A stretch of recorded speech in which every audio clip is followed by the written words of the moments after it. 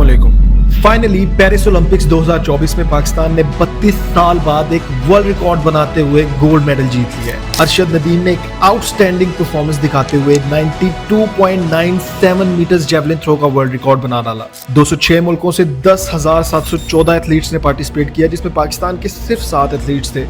Javelin throw में एक gold medal Pakistan के हिस्से में आया, लेकिन बाकी टीम्स कोई एक मेडल भी नहीं ले पाई।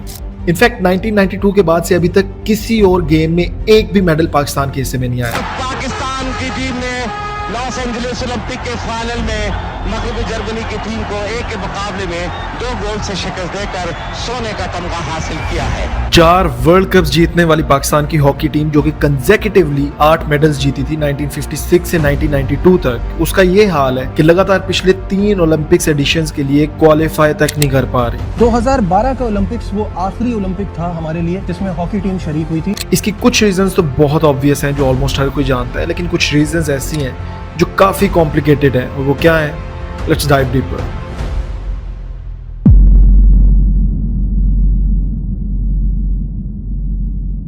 1948 का ओलंपिक्स इवेंट लंदन में शुरू हुआ और पाकिस्तान ने पहली बार अपनी टीम्स को ओलंपिक्स में भेजा।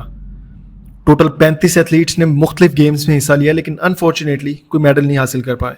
इसके बाद फिनलैंड में 1952 के ओलंपिक्स में भी पाकिस्तानी प्लेयर्स ने दोबारा हिस्सा लिया, मगर इसमें भी कोई खास परफॉर्मेंस नहीं देखने को मिली और कोई मेडल पाकिस्तान नहीं जीत पाया।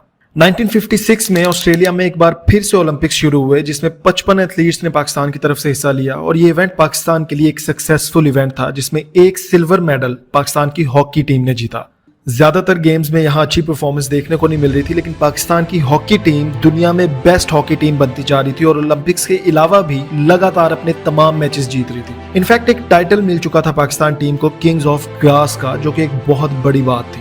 इसी ओलंपिक्स के बाद 1958 में टोक्यो एशियन गेम्स शुरू हुई और पाकिस्तान ने इसमें भी एक आउट क्लास परफॉर्मेंस दिखाई और फाइनल्स में इंडिया को हरा के एक गोल्ड मेडल जीत लिया। 1960 में एक बार फिर से इटली में ओलंपिक्स इवेंट शुरू हुए और ये इवेंट पाकिस्तान के लिए काफी फ्रूटफुल थे, क्योंकि इसमें पाकिस्तान ने एक गोल्ड मेडल और एक ब्रॉन्ज मेडल जीता। गोल्ड मेडल पाकिस्तान की हॉकी टीम ने जीता और ब्रॉन्ज मेडल जीता पाकिस्तान के एक रेसलर मोहम्मद बशीर ने। सिर्फ यही नहीं, 1964 में फिर से एक सिल्वर मेडल हॉकी टीम ने जीता, 1968 में गोल्ड, 1972 में सिल्वर, 1976 में ब्रॉन्ज और 1984 में फिर से गोल्ड मेडल जीता। 1988 में ब्रॉन्ज और 1992 में फिर से ब्रॉन्ज मेडल इस अनबीटेबल साइड ने जीता। And this was the last time when Pakistan one a medal at Olympics. इसके बाद एक डाउनफॉल शुरू हुआ पाकिस्तान का ओलंपिक्स में, जो आज तक देखने को मिल रहा है। पिछले 32 सालों में कोई एक मेडल भी पाकिस्तान के हिस्से में नहीं आया और इसकी 3 सबसे बड़ी रीजंस हैं। यहां मैं सबसे पहले हॉकी की बात करूंगा, क्योंकि ये ना सिर्फ हमारी नेशनल स्पोर्ट है, बल्कि इस गेम में पाकिस्तान एक अरसे तक टॉप ऑफ द लिस्ट रहा है। पाकिस्तान हॉकी का डिक्लाइन शुरू हुआ 1980s में, जब मॉडर्न हॉकी शुरू हुई। नेचुरल ग्राउंड्स की जगह आर्टिफिशियल टर्फ्स आए। ये गेम वक्त के साथ साथ इवॉल्व होती जा रही थी, मॉडर्नाइज हो रही थी, लेकिन ऑफिशियल्स ने इसकी तरफ कोई खास ध्यान नहीं दिया और इस लापरवाही ने एक बहुत नेगेटिव इंपैक्ट डाला पूरी गेम पे और सिर्फ पॉलिटिक्स ही चलती रही। और पॉलिटिक्स ने तो हमेशा से ही ऑलमोस्ट हर स्पोर्ट को बहुत बुरी तरह से इफेक्ट किया है। समीउल्लाह खान, जिन्हें फ्लाइंग हॉर्स कहा जाता था, उन्होंने भी इस बात को इंडोर्स किया कि पॉलिटिक्स ने इस गेम को तबाह करने में एक बहुत बड़ा किरदार अदा किया है। अपनी मर्जी के प्लेयर्स ऐड किए जाते थे टीम्स में, फिटनेस पे कोई ध्यान नहीं देता था, कोई गोल कोई मकसद सेट ही नहीं किए जाते थे। यानी वो एक टिपिकल सा माइंडसेट रहा है कि बस जो जैसे चल रहा है चलता रहे, वक्त आएगा तो देखी जाएगी। इसी तरह नेपोटिज्म और फेवरेटिज्म भी हमेशा से किसी भी स्पोर्ट के लिए बहुत नुकसान दे रहे हैं। हमारी क्रिकेट टीम की मिसाल ले लें। ये सब रीजंस बिल्कुल हमारी क्रिकेट टीम से मिलती जुलती हैं, लेकिन सिर्फ यही रीजन नहीं है इस डाउनफॉल के पीछे। कॉर्पोरेट स्ट्रक्चर को देखें तो पाकिस्तान ओलंपिक्स एसोसिएशन को हमेशा से ही पॉलिटिशियंस, ब्यूरोक्रेट्स और आर्मी जनरल्स ने हेड किया है, तो आप कैसे एक्सपेक्ट कर सकते हैं कि आपको डिजायर्ड रिजल्ट्स मिल सकेंगे? चले इमेजिन करें कि आप एक आर्किटेक्ट हैं और अपनी फील्ड में माहिर हैं। आप बहुत अच्छे से बिल्डिंग्स का डिजाइन बना सकते हैं, उनकी कंस्ट्रक्शन करवा सकते हैं, लेकिन अगर आपको अचानक से ये कहा जाए कि भाई तुम तो बहुत अच्छे आर्किटेक्ट हो, तो चलो अब एक जहाज का डिजाइन बना के दो या जहाज बना के दो, तो क्या ये पॉसिबल होगा आपके लिए? बिल्कुल भी नहीं, क्योंकि ये काम एक एरोनॉटिकल इंजीनियर का है, बिकॉज ही नोज कि उस एयरक्राफ्ट के क्या एरोडायनामिक्स होंगे, स्ट्रक्चरल इंटेग्रिटी, स्टैंडर्ड प्रोटोकॉल्स क्या होंगे या होने चाहिए, और सिर्फ उसे ही पता होगा कि जब ये एयरक्राफ्ट हवा में जाएगा तो किस तरह से परफॉर्म करेगा। लेकिन अगर एक आर्किटेक्ट इसे डिजाइन करके उड़ाने की कोशिश करेगा तो रिजल्ट्स कुछ ऐसे भी देखने को मिल सकते हैं। मेरा मकसद यहाँ किसी ऑर्गेनाइजेशन, इंस्टीट्यूट या किसी इंडिविजुअल को टारगेट करना नहीं है, क्योंकि आई बिलीव कि अच्छा काम करने वाला किसी भी बैकग्राउंड से हो वो अच्छे रिजल्ट्स भी प्रोड्यूस कर सकता है। लेकिन अगर वो रिजल्ट्स प्रोड्यूस कर ही नहीं पा रहा तो उसे 20 साल तक उस पोजीशन पे रखना एक बहुत बड़ा सवाल पैदा नहीं करता। जैसा कि पिछले 20 साल से एक retired general Pakistan Olympics association को हेड कर रहे थे और इन 20 सालों में पाकिस्तान ने कोई एक मेडल भी नहीं जीता। खैर, इसके अलावा एक और बहुत इंपॉर्टेंट चीज यहाँ रिसोर्सेज है। लेकिन अगर आपको ये लगता है कि रिसोर्सेज की कमी इस डाउनफॉल की रीजन है तो भी आप गलत हैं। 1996 में श्रीलंका में सिविल वॉर चल रही थी और रिसोर्सेज की शदीद किल्लत थी, फिर भी उन्होंने वर्ल्ड कप जीता। 1983 में इंडिया इकोनॉमिकली स्टेबल नहीं था, फिर भी उन्होंने वर्ल्ड कप जीता। और तो और वेस्ट इंडीज में काफी अरसा सिविल वॉर्स चलती रही, फिर भी वो 4 वर्ल्ड कप जीते। तो रिसोर्सेज की कमी होना can not be an excuse, लेकिन इन्हीं कम लेकिन वैल्यूएबल रिसोर्सेज का मिसयूज करना can be the biggest problem. 2024 में 7 कंटेस्टेंट्स ने ओलंपिक्स में हिस्सा लिया और 11 ऑफिशियल साथ गए।